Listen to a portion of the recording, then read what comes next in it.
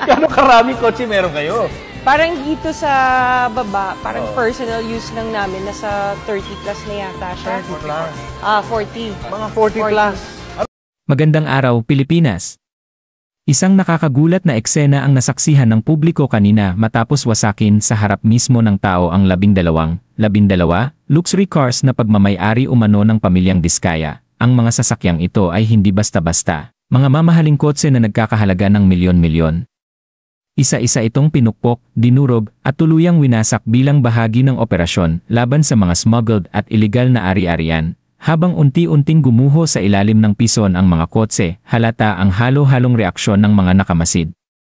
May mga natuwa, may mga napanganga, at meron ding nalungkot. Iniisip na sanay na ibenta na lang at naidagdag sa kaba ng bayan. Kung tutuusin, hindi na bago sa atin ang ganitong eksena.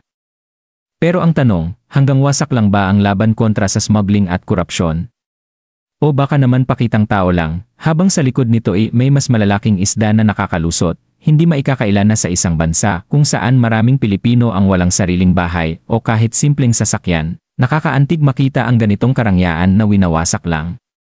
Para bang paalala ito na habang ang ilan ay nagpapakasasa sa labis na yaman, ang mas nakararami ay patuloy na kumakayod para sa simpleng pamumuhay.